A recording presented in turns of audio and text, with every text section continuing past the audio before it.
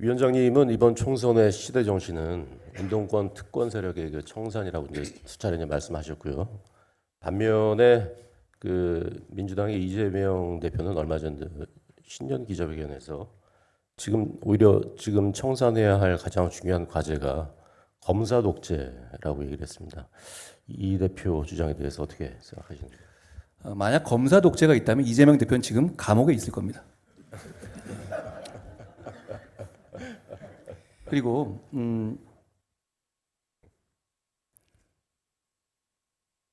저는 민주화 운동을 한 분들, 여기 우리 선배님들도 많이 계실 거라고 생각합니다. 대단히 존경하는 마음이 있습니다.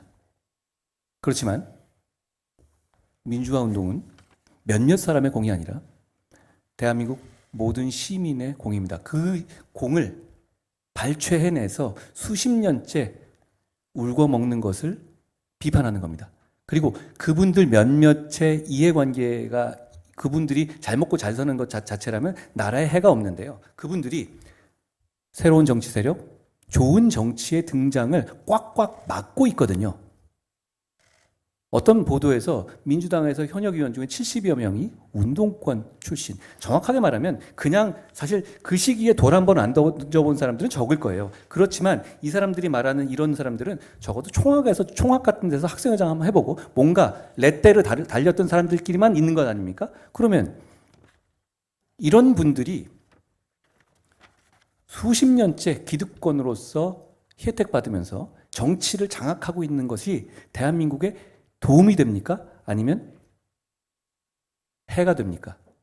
386이었다고 했잖아요. 386이 686이 됐어요.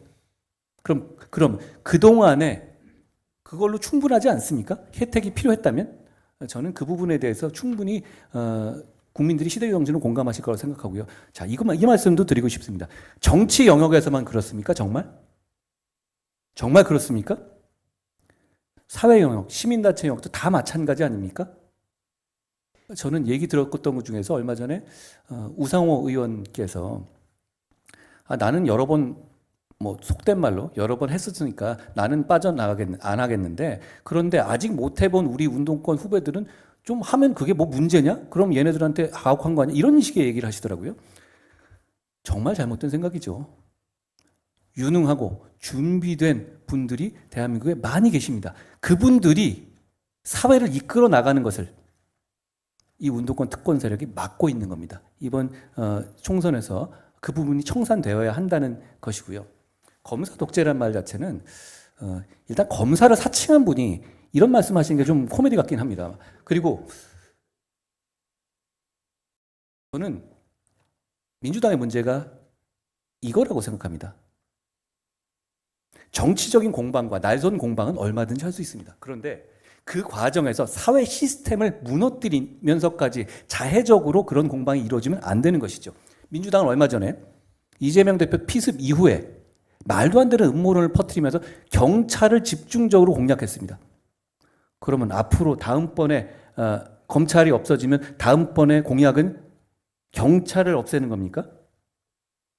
자, 제가 드리고 싶은 말씀은 경찰이든 검찰이든 국민의 안전과 질서를 책임지는 대단히 중요한 국민의 자산입니다. 국민의 도구일 뿐입니다. 의인화해서 볼 게 아니죠.